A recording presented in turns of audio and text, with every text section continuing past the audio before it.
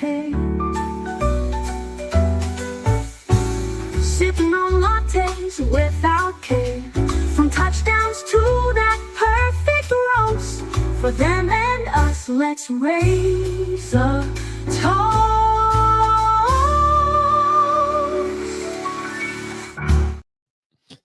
You know what that is called right there? That is called leveling up, my friend.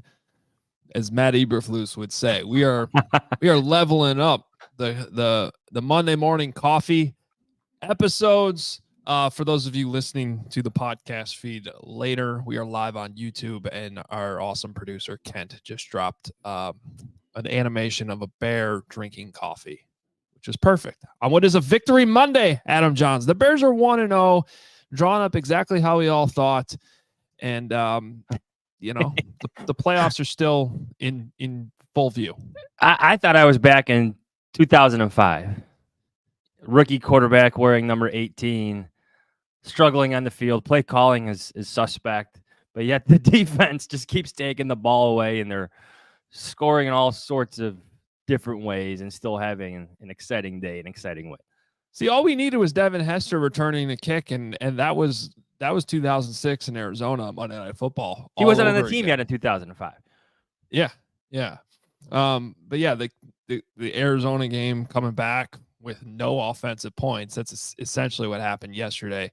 You know, but this is why I think we all thought it would look a little bit better offensively than that, but you know, this is why we talked about the supporting cast around this rookie quarterback to basically buy some time, stay competitive while you go through your rookie lumps that are going to happen. I mean, you what you want to avoid is a Bryce Young situation where he's making his first start of year 2 and getting completely blown out with still not enough help around him. That Panthers team looks bad, and it looks like Bryce Young's development has been stunted. So that's what you want to avoid here. And I don't think it was all bad for Caleb, but you know, I do think, Johns, that I guess the reason why I say that is because some of the throws he missed, I am fully expecting him to be able to make those throws and make them going forward. Those deep balls down the sideline, maybe not the one to DeAndre Carter, but definitely the one to Keenan Allen when he was wide open. Like, that's one that I feel like even by next week should probably be completed because he'll calm down. It won't be his first NFL start. And, you know, to be honest, that Titans defense, the worst thing for any quarterback, Johns, you know this, is interior pressure. The worst thing for a rookie quarterback making his first ever NFL start would be a lot of interior pressure coming at you and the pocket collapsing right in your face. Like when it wasn't ideal to run backwards and take a 19-yard sack. But honestly, what is he supposed to do there other than just accept a 10-yard sack? Like, that was the only option he had. And that's just one of the examples of what Caleb was looking at, which wasn't ideal in his first NFL game. Well, that play itself, if we're going to get into the Caleb stuff right now, that was a screen play. There was a screen setting up to DeAndre Swift to the left, so there's going to be some form of pressure. I just think Coleman Shelton lost his guy from the snap, from the beginning. There's got to be something there till he slowed down the defender. Was that the same play, though, where Nate Davis, you know, easily could have helped and didn't, and he just kind of blocked nobody? Or was that a different play? I mean, it's not good that I watching can't it, but my eyes were drawn to Coleman Shelton because he kind of peeled back to continue to take the guy. So maybe you're right. Maybe at Hallis Hall, maybe Chris Morgan is chewing out Nate Davis right now for not helping on that one. Yeah, I'm not entirely sure if that was the same play or a different one. It's not good that I can't keep track of them, though. That would be the problem here on this Monday morning. And by the way, welcome. And I got excited to talk some more Caleb right off the top, but I should say that, you know, we appreciate everybody being here live with us this morning. We are going to continue to do this throughout the season on Monday mornings, 9 a.m. We're hoping to keep that a consistent time. Of course, there will be road games. Johns will have some travel things, so we might have to be somewhat flexible on some weeks. But this is kind of the goal for this season, a new thing we are doing. And I also want to recognize the fact that we've been doing post-game pods right after games for 9 seasons now. So this is an adjustment probably for people that, like to pop in on the pod early Monday morning, maybe on their commute. So we do apologize for that. But due to a lot of different things, most notably me doing 3 shows yesterday, including our new All NFL Sunday Huddle late at night. This is the best thing, honestly, for the content of this show. We think that we both, being able to digest some things and not rush it right after the show will allow us to kind of put together a better show on Monday morning. And on top of that, it's live and it's also going to be longer because a lot of those post-game pods we did on Sundays right after games, Johns, this was like some of them were only like 20 minutes, 25 minutes, little quick hitters. So we think we'll be able to digest things a little bit better on Monday. So that's why we're doing this. I will miss the random in the car ones as I'm leaving a stadium. Yeah. And Mark Potash is taking us through the Washington, D.C. suburbs, and everybody's getting a cameo. Should I share that story that happened to me a couple weeks ago? I'm still upset about that. Please How do. I lost that episode? I'm sure. Is that the one coming home from Detroit? Yes. So I'm sure it still exists out on the internet. If somebody can find it, please do. So, longtime listeners will remember this, but a few years ago, one of our many car ride homes on Thanksgiving, which we always had to make the best of. We all wanted to be home with our families, right? It's Thanksgiving, it's evening time, and we would usually stop at Steak and Shake, just have like a Thanksgiving meal on the way home from Detroit. So one year we were driving home. Kevin Fishbane was driving. Jeff Dickerson was sitting shotgun, and here Johns and I are sitting in the back seat recording a podcast. It was one of the most legendary pods we've ever done, because after basically sitting quiet for maybe 20 minutes or so, JD just couldn't hold back anymore, and really attacked Johns for his Mitch Trubisky takes, I think, and just jumped in. I had the audio of this episode on I found an old recorder of mine a few weeks ago, and it doesn't really work anymore, but the memory card was still in it. And I popped it in my computer, and there was all this awesome audio that like goes back to 2014, honestly. And I knew I had to buy a new recorder. I bought this new thing that I brought to Alice Hall. I popped this card in it, and a message popped up that basically said the card wasn't compatible. So I'm like, oh, that's not good. And I tried to get it out, and before I could get it out, the whole thing erased. Gone. All of that gone. I was so upset. The memories. Well, and especially because I have this great episode of Jeff Dickerson talking on our podcast. Again, I'm sure it's all still out on the internet somewhere. We can find it, but my God, that really pissed me off. I feel like Mitch played well in that game. Well, yeah, he was playing the Lions. He always torched the Lions. That might have been the David Blau game. One of those. Yeah. Oh, the memories. Anyway, we're not here to talk about. Yeah. So anyway, that's where we are. Shout out, by the way, to a lot of Hoge Jahns listeners that showed up to the CHGO tailgate yesterday before the game. Johns, they wanted me to say hello to you. One day I'll make it out there. Like I know they always ask why you're not there. I promise you, and I have to do it before the weather turns because I'm definitely not coming. When yeah, I mean, for the first tailgate of the year, it was like cold yesterday. No, but it was football cold, not like you got to wear layers and it's going to be 5 degrees outside. I'm not coming to that tailgate. It was the type of tailgating morning that I would like if I was going to a Badger game, and it's like that cool football weather in the morning.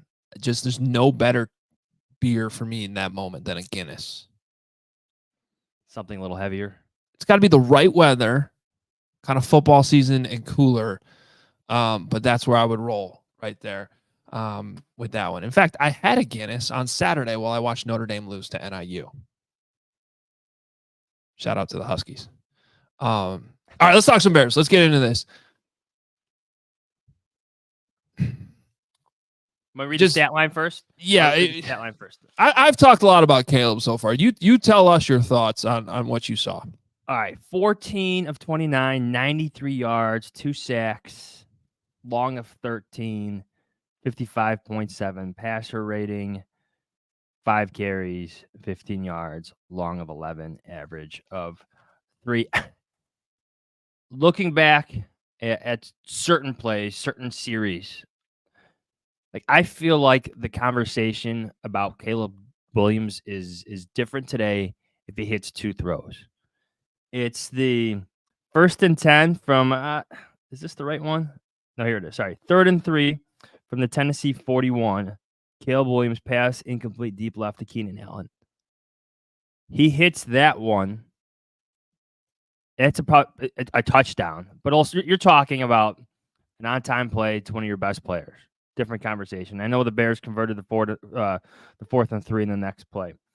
And then the other throw, late in the first half, the on the goal line one to Keenan Allen. Looked like a good throw to me. Keenan Allen catches that, rolls into the end zone. He's already on the goal line, touchdown. Like if he hits those 2 throws, maybe he feels more confident in himself. Maybe we're having a different conversation right now. If he completes even just one of those throws, I think this morning. Yeah. Well, yeah. So, and I think that's a great point because one of those is obviously on him. He's got to hit that deep ball to Keenan.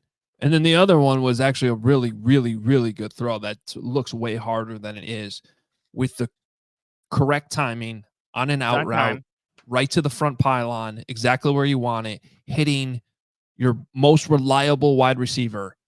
I didn't say best. I think DJ Moore is the best, but the most reliable wide receiver who was brought here specifically for those moments doesn't make the play. Honestly, that might have been the most shocking play that happened yesterday, in my opinion. Keenan Allen not catching what should have been Caleb Williams' first ever NFL touchdown. And you're right. All of a sudden, he's got 2 touchdowns. He's got all the yards that would go with that Keenan Allen throw because that was a bomb. And everything looks and feels a little bit different there in that moment. That would be 2nd and 6 from the Tennessee 6 with 43 seconds left. Caleb Williams pass incomplete short left to Keenan Allen. Put right on the money. Dropped and ended in the 24. Yeah, the drive ended with a 24-yard field goal by Carlos Santos. Still reliable as ever. But I think the conversation about Caleb Williams is different this morning. If he hits at least one of those balls, because I think things could transpire differently for the offense, just in terms of his confidence, in terms of the rhythm, in terms of a lot of things, if he connects. Now, he didn't hit those. Well, he hit the one, but it got dropped. Neither of them counted as touchdowns, obviously. What type of vibe did you get? Because you were there. I was not. Just whether it's from Caleb, from Matt Eberflus, from teammates in the locker room, in terms of the confidence level to, kind of flush this game from a rookie debut standpoint and come back next week better, because we all know the storyline next week in Houston on Sunday Night Football. It's the quarterback the Bears could have drafted last year if they hadn't traded the pick, who's off to a great start in Houston, versus the quarterback they have now in Caleb Williams. I think everybody's with both franchises is very, very happy with how this has played out. But it's one of those games where all eyes are on the quarterbacks, and I mean, it should be a fun game. The vibe I got from the locker room can be summed up, I think, in 3 words. We got him. And I think the Bears have been very consistent with this. This is from Eberflus to Waldron to Eric Washington on down to the players in the locker room, where they know it's not going to be smooth sailing every single week for Caleb Williams. They understand that. Like, even just look at this week in a nutshell. You're facing a first-time defensive coordinator. There's not a lot of film on him. They have one of the best defensive tackles in the game, some pretty good cornerbacks, some other good pieces up front. There are some tough matchups. We got him. That's from the defensive players. They picked him up. They found ways to get the job done. The special teams players were articulating the same thing. It's Daniel Hardy. It's Jonathan Owens. They know Caleb Williams will be good. They trust that. But they also know there'll be some ebbs and flows. We need that shirt finally. Some ebbs and flows to his season. We got him. Like that's how I would sum up the vibe in the locker room, and I like that. That's how I like that the messaging is just consistent throughout, from the top down, from Eberflus all the way through that locker room. Yeah, I like what Kevin Byard said and that was the the raw video breaking, getting a break after Flus talked in the locker room. The Bears put the video out, where he just emphasized, "Hey, offense, there's going to be some games you win for us this season." And the whole message from Flus that Kevin Byard carried on was that it's got to be a team deal. So that's all good right now, and I think that did result in them being able to rally in a crazy fashion that they did. His defense is good. They didn't look good for a while in the first half. They got to be better against the run, but they made adjustments at halftime. I mean, what they did at halftime was maybe an underrated part of this game to pull together. They tightened up on defense. They gave the offense a chance, and credit to Richard Hightower and Matt Eberflus for getting that punt block designed and called at the right moment, and then of course the execution from Daniel Hardy, because that was arguably the biggest play in the game. Game-changing moment. That's how Darrell Taylor described it. It's a game-changing moment for the game. The emotions were brought back to the stadium. The sideline was energized, and then you saw the defense just take over. I know we're going to talk about the defense a little bit later, but I mean, I just want to go through the second half here. Where's the drive chart here in this game book?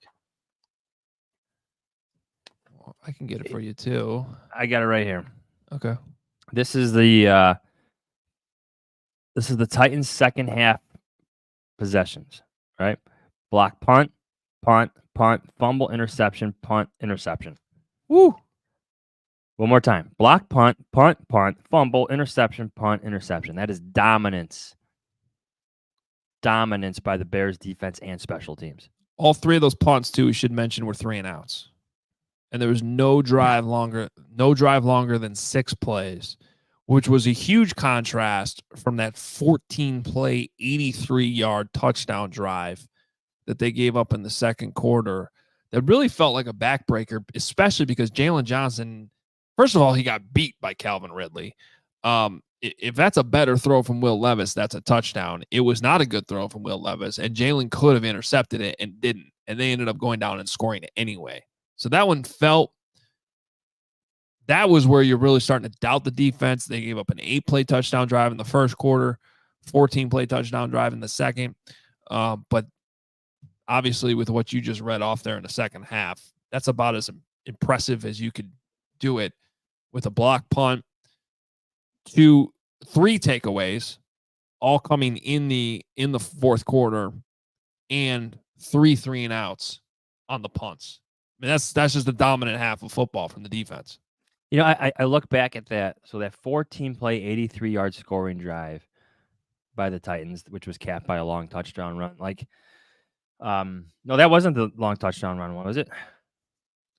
That one was the Okonkwo 17-yard touchdown pass. Yeah. Where they got backed up by penalty, and it looked like the Bears were going to actually hold them to a field goal, and then they gave that up, and that was not.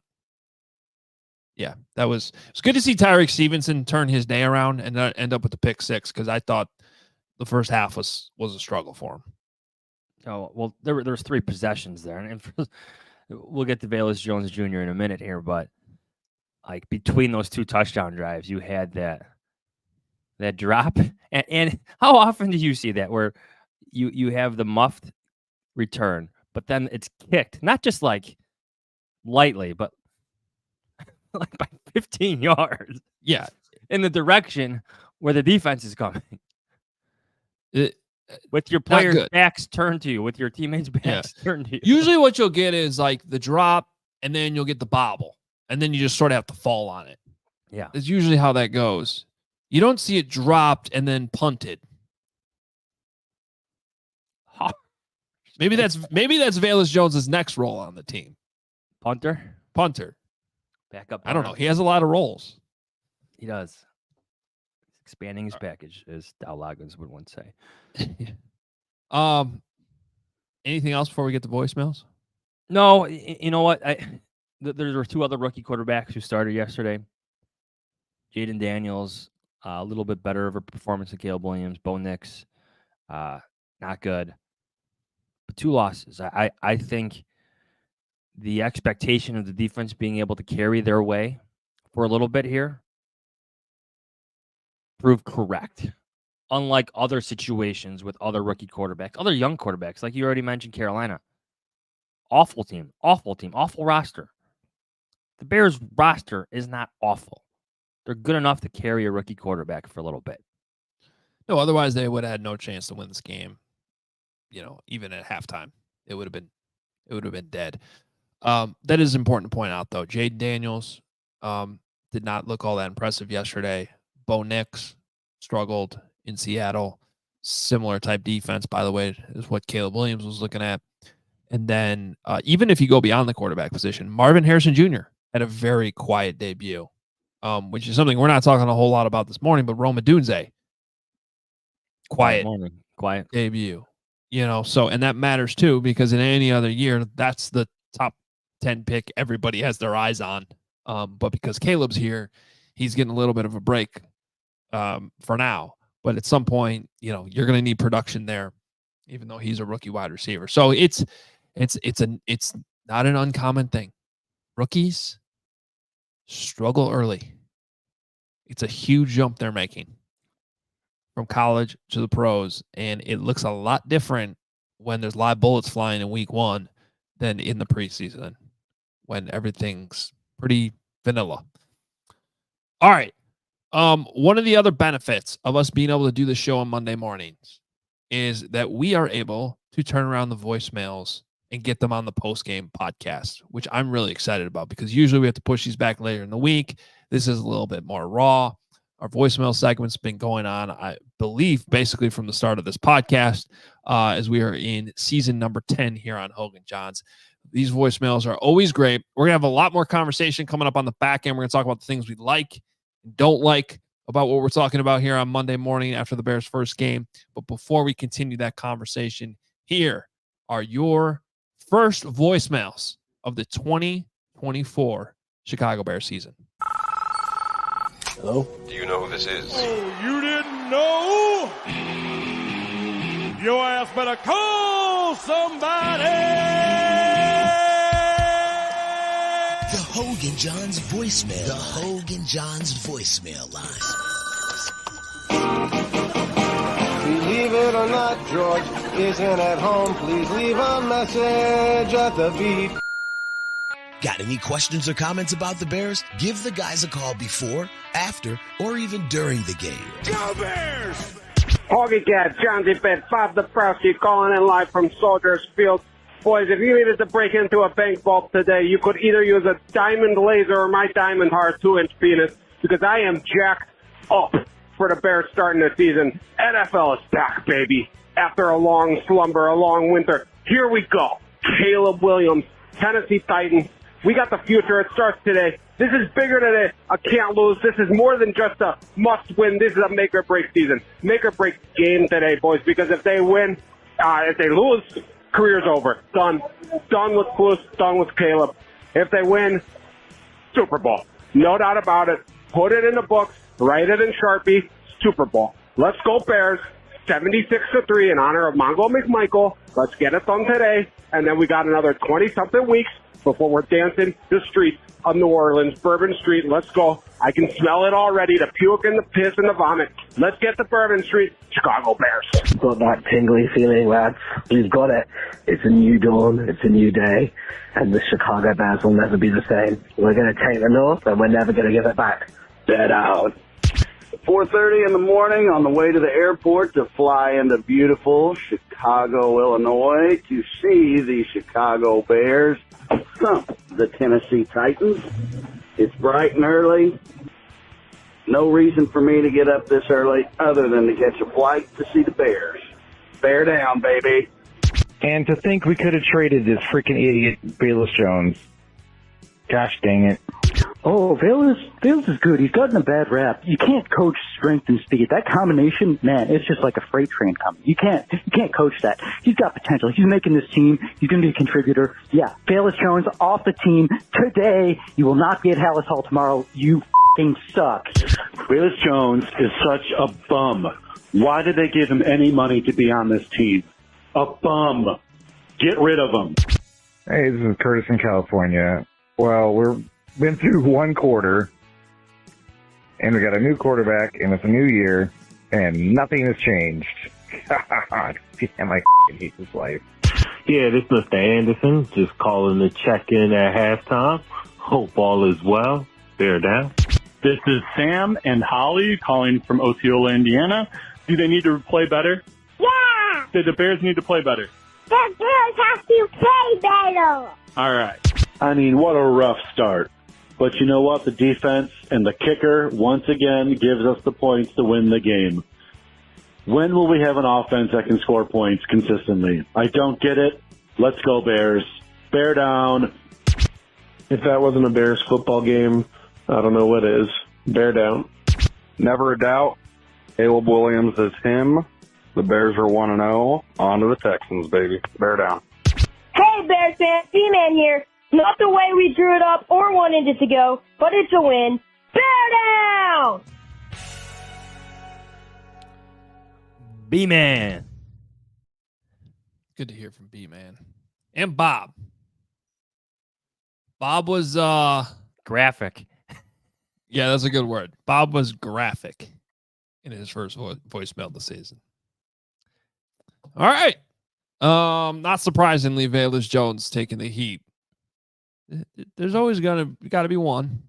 And frankly, I mean, the reason I tweeted in the middle of the game that story took a sudden turn was because the Hard Knocks story, where it like all sort of came together for him. And I mean, wouldn't you agree he earned his roster spot based on how training camp played out? Agreed. Like the way the process works, if you're on the bubble, you need to perform to earn your spot. And he did that while making a position switch. And then yesterday, he kicks a ball that of all his issues, the kick returns weren't the issue. And then he does that. I mean, that's why I tweeted that it was a sudden turn, because it was just like this whole thing started to go in the right direction. And then it was just, okay. There it goes. Just like that. I guess that's a good way to start. I don't get the consistent displays of confidence in him from the organization at this point. Yeah. Like you're willing to, I don't know. Go ahead. Next segment. No, I get what you're saying, but I honestly felt like on Hard Knocks, I felt like their reaction to what Velus did at running back was surprise. Like you heard Ryan Pohl say, he's alive. Well, that's an indication that he had been dead. You know what I mean? Like they were reacting behind the scenes like maybe you would expect them to react. Like, oh, this was kind of shocking that this actually worked. And I do think that was a last resort. And then meanwhile, here's the problem that everybody wants the Bears to cut. They want the Bears to cut Velus Jones this morning. He did his job at running back yesterday. You knew he was going to get a handful. He got 3. I had a Velus counter going during the game on offense. He had 3 touches, and they all were okay, right? His first one was good. Yeah, I actually liked the design of it. So he had 2 carries for 11 yards. Obviously, small sample size, and then the other one was a little short pass that went for 8. I mean, those are positive chunks of yardage. If that's how you're going to use them, and I'm not justifying that you keep them around just for that. I mean, that was a bad moment, and he lost his kick return job in the middle of that game. And DeAndre Carter obviously appears to be the best option for both punt returner and kick returner. That's another thing we learned in yesterday's game. Ooh, can we start there for likes and dislikes? Let's do it. Number 1 for me. I like that the Bears appear to have a kick returner now in DeAndre Carter. Did you like the the scheme of that return, his 67-yard return, Mr. Special Teams Coordinator? Well, I believe we saw some counter in there. Yes, we did. And if you watched closely in the preseason, there were some indications that we could see some fun things. And I'm not sure how many teams actually went down that road yesterday. I mean, I can't sit here and say on Monday morning that I broke down every kick return in the NFL yet. There weren't a lot of them though. That's another underrated storyline of the weekend. The return rate only went up a little bit. It was too many touchbacks. Now we did get DJ Dallas from the Cardinals did get a kick return touchdown yesterday. That's very notable because that's what they want to see, more variance. But we still saw way too many touchbacks, in my opinion. But the Bears did their part. For Richard Hightower to be part of this process, they got the returns. There were some wrinkles in there. Counter on that one big return from DeAndre Carter. Love it. Yeah, it was. We saw them practicing that in training camp. Yep. Love it. You can make fun of me all you want, but you were sitting there too, watching it very closely. I believe both of us were drawing it up. Yeah, together. We were. And by the way, I do want to mention real quick that we will take some questions and super chats at the end of the show. So I know a couple super chats have already come in, and we will take those at the end. Appreciate that. Also, I saw Greg Braggs chimed in the comments and said he'll send you a link to buy a tailgate ticket. Bye. I think we can get Johnson for free, Braggsy. I like that. Yeah. Good morning, Monday morning trolling. Yeah. All right. Yeah. Well, and I guess I was going to double down on that because the kick return's nice, but I think they have a punt returner too. That's almost more significant to me because this has been an issue now for a few years. And they had a guy on the roster that took up a roster spot last year whose job was just to catch the ball on punts. A fair catch was a great play. Simply just don't mess it up. That was his job. Trent Taylor. And you had DeAndre Carter yesterday, punt returns 5 for 64, averaging 12.8. That's pretty good. It's real good. Take that one. The longest of the day was 20 yards. So that was a positive development too. I just like how he's decisive. He catches the ball, he gets upfield. He makes one cut and goes. It drives me crazy when punt returners either one struggle to catch the ball, but two are indecisive once they do catch it. They just sort of shuffle their feet in place. No, you got to make a move. You got to get a field, get what you can get. And if you can get 12 yards, that's great. Want a dislike? Yes, I do. I dislike the play calling by Shane Waldron. Ooh. Like the whole game? Good stretches of the game. I will admit there were a couple, I think late in the game, was it the last or second to last drive? The third down horizontal screen. And I was like, with the player we just praised, DeAndre Carter, as a blocker. Yeah. Yes, that's the play. And I believe the words that came out of my mouth were, did Luke Getsy call that? I thought they tried to get outside. Like the run game looked like it was working for a bit. Titans adjusted. Waldron did not. They tried getting outside with DeAndre Swift, and everything was pushed back inside. Titans did a good job of setting the edge. I didn't like it. Some of the screens felt off. I didn't like that Roma Dunze was barely involved. This is a question for your Cole Kmet show coming up. Did he even play? I believe he had 27 snaps to Gerald Everett's 34. Like, what is that? Yeah. So there was a lot of 5 wide, and Gerald Everett was out there in those situations. So that goes back to the game planning, the play calling. What was designed heading into this game? That's on Shane Waldron. Maybe they saw something. Maybe they were caught off guard by what the Titans presented. Again, new defensive coordinator with some good pieces there. Not a lot of film on what the Titans want to do defensively. Now there is, but I don't think it was a good first game for Shane Waldron. I'll give you a dislike. I did not like at all how many Caleb Williams passes got batted down. And unfortunately, I think this is something that we're all going to have to live with a little bit because you certainly don't put in the strength column. And it probably does show up in the weaknesses column. His height, it's just a thing. He's not the tallest quarterback in the league. I don't think it's to the point that it's a huge problem, but yesterday it was borderline a huge problem. I mean, a couple of those balls there was at least two I remember flying up in the air that could have been disaster going the other way. Now, I don't even understand what happened on that first one where the guy defended it with his helmet, I guess, and it went straight up in the air, and then Rome Odunze caught it, and then he got hit and fumbled, and Tevin Jenkins at least was there to make a huge play to secure a field goal. That's the hits philosophy, actually, right there coming to save the day. Yes. Everybody to the football. Rally to the football, even on offense. I mean, in all seriousness, that's true. But yeah, I mean, even some other ones that were just like easy bat downs where it wasn't even like the D lineman had to jump up. It just sort of like hit him in the shoulder. That's got to be, I know they started working on this in camp. Remember, about halfway through camp, they started putting those big giant pads up in the air to try to work on the passing windows because this had started to become an issue in training camp. I didn't like how much that translated over to week one. I think that's going to be, I think that's going to continue to be an issue. Staying with dislikes then. I dislike the rotation at right guard.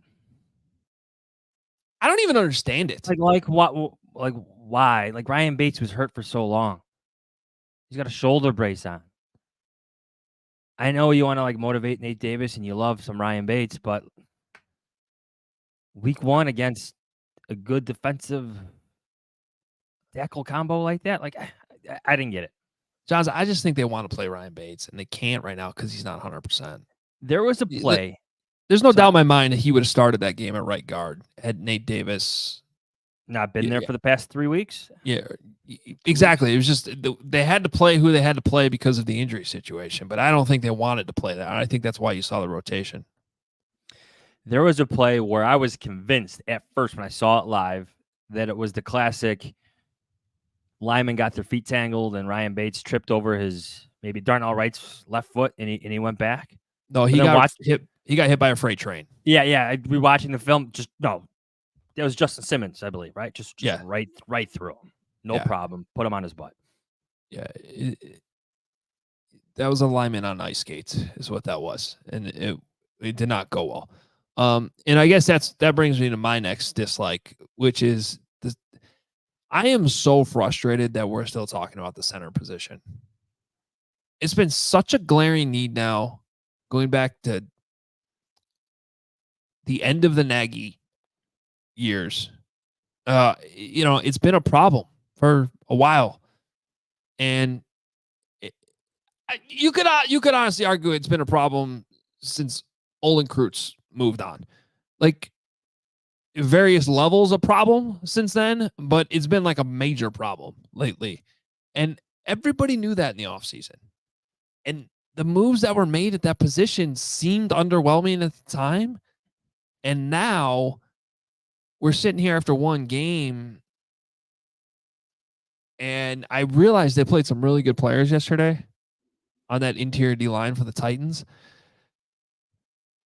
How do you feel good about that, right? All this talk about insulating Caleb Williams and putting him in position to succeed, and yet you got your A-gaps being blown up in his face for half the game. That can't happen. That's a huge problem. You want to like? I don't know. The Bears did win. That one might have wiped me out. I'm so frustrated with that. It goes back years now. Ugh. All right. How about this? Pursue. So that's a concern that we had preseason that showed up in the game. Here's the other end of it. I like that Darrell Taylor has quieted the pass rush concerns. 2 sacks, forced fumble. Perfect, strong word, but he was more than noticeable. Right now, it looks like a win trade for the Bears. Mm-hmm. Fits into the scheme. Fits on the opposite end of Montez Sweat. He had a great game for the Bears in his debut. Yeah, I loved his motor. Loved his motor. And that's where, and coming off of the center conversation, here's one of my big likes. Because for every one of those, look, GMs are not going to be perfect. We all know that. Ryan Poles knows that. And for every one thing that shows up in the misses column, there's like 5 hits. I mean, that's the one thing about Ryan Poles is for every move, for every Velus Jones, or for every whiff at center, and we can't even call it a whiff at this point. It's been one game, but it just seems very underwhelming. But for every problem like that persists on the roster, there seems to be 5 Daryl Taylors. And some are on a bigger category. Obviously, you have like the Montez Sweat trade, and Claypool was a bad one, right? But then there's 5 other great moves that go with that one too. So you're still getting your misses. Every GM's going to have them, and some are going to be more frustrating than others. But to pull off Daryl Taylor for a 6th-round pick, who seems like a perfect fit in this defense, and you really needed him yesterday. He was a key player. That was really good to see. He was a difference maker. Yeah. When you hit more on the premium position swings, that's when you're building a good team. It's Montez Sweat. It's DJ Moore. It's, now Daryl Taylor.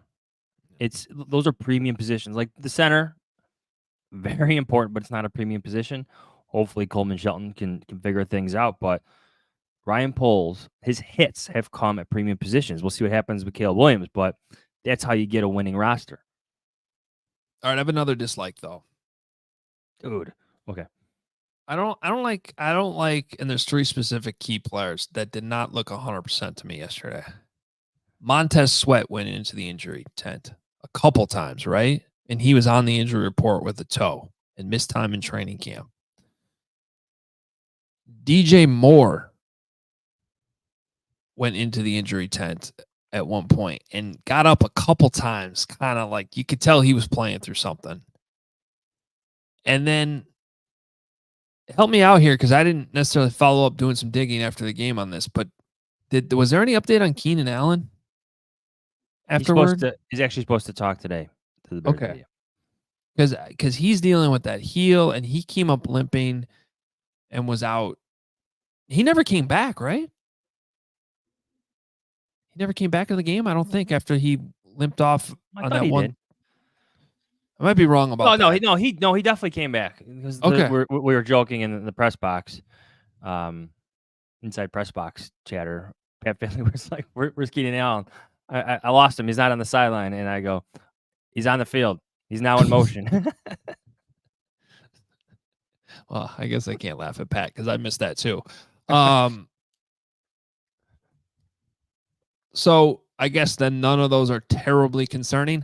I don't like that it's week 1, and there's a list of guys like that it's already sort of piling up. That and else, Daryl Taylor showed up on the injury report Friday with a foot. So it was good to see him play and get through it, because sometimes when those guys pop up on a Friday when they weren't on the rest of the week, they might not play. I have a like. I don't like the injury situation. That's my dislike, especially this early. I gotta like.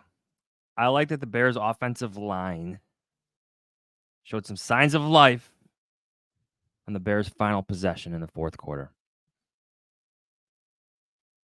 You couldn't have a 3-and-out in that situation. They didn't score, but you put together a 1, 2, 3, 4, 5, 6.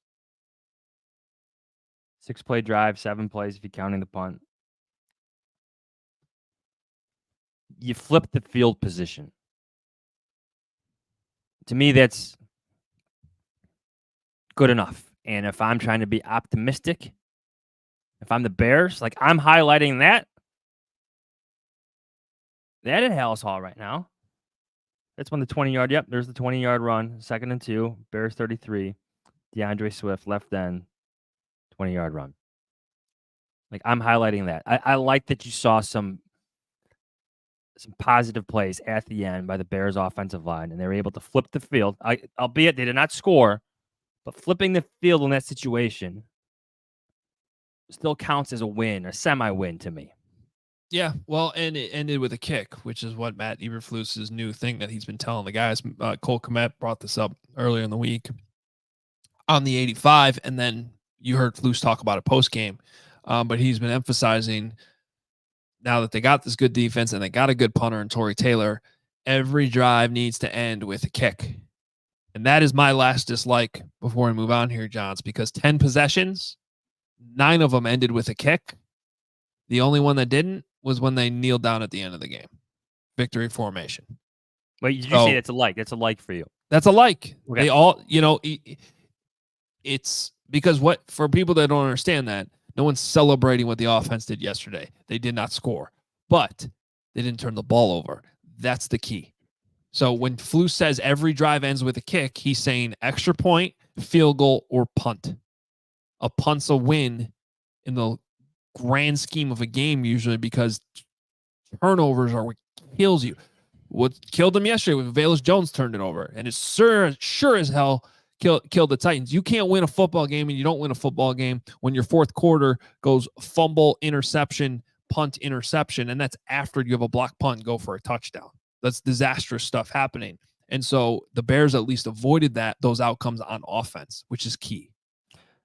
That's a great way to wrap up the Caleb conversation, too.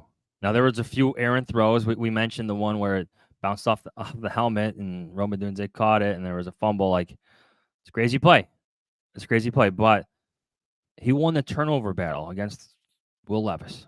Will Levis had 3. You're not going to win football games when your starting quarterback has 3 turnovers like that, especially ugly interceptions. Like, what was he doing with the Jay Cutler like flip? That was, I mean, I can't imagine the conversations that are happening in Nashville this morning about that play. I can't say I saw every throw in the NFL yesterday. I went back and watched a lot of stuff in preparation for last night's show, but that had to be the worst throw of the weekend. At least worst decision. It might be one of the worst throws or interceptions you see all year. Yeah, that was brutal. Brutal. And good for the Bears to take advantage. Good pressure on that play. DeMarcus Walker, he tweeted. Did you see what he tweeted? He actually retweeted, like, I don't know if it was a video or something on the play, and he goes, "Just take the sack, son." Yeah. Oh man. Well, that's for him too, right? He wants the sack and not the QB hit. Yeah, he probably wanted the sack. But hey, man, he forced a pick 6. That's even better. Doesn't show up in the stat book, but still counts as a hurry, obviously, and a big play. All right. Let's get to any questions and super chats we might have here. Kent, feel free to drop them in. I know we got a couple supers. Crystal, longtime supporter, big CHGO diehard too, jumping in here with $10. Hoge Jahns live. I love it. Just sending love on this Victory Monday. Caleb will grow and get better. I'm ready to see this team next week. Bear down. Crystal was out of the tailgate yesterday. And then I'll come out. I'll be out there. I don't believe you. Fair enough. Fair enough. Quickly, so just the next week, CJ Stroud had an outstanding rookie season. We're all looking forward to that game in Houston. But his first start was a 25-9 loss against the Ravens. Defensive connection right there to the Bears opener. He was 28 for 44 for 242 yards. Now, those are better numbers than Caleb Williams, no doubt about it. 78.0 pass rating, but sacked 5 times for a loss of 46 yards. So sometimes rookie success isn't instantaneous. In most cases, it's not. Yeah, it's going to take time. But that's important context. AM Whiskey, $4.99. Did the rotations at guard make Shelton look worse, or is he just that bad? It's a good question. I already went through my dislike for the rotation at right guard. I'm sure it doesn't help. You want chemistry and continuity up front. It just seems strange to me because Nate Davis has been practicing there a lot. And with no sign of Ryan Bates because he's dealing with a shoulder issue. And Then you got a rotation in week 1. Yeah, I mean, I think the answer to that question is it definitely does not help. But I also don't think he's necessarily.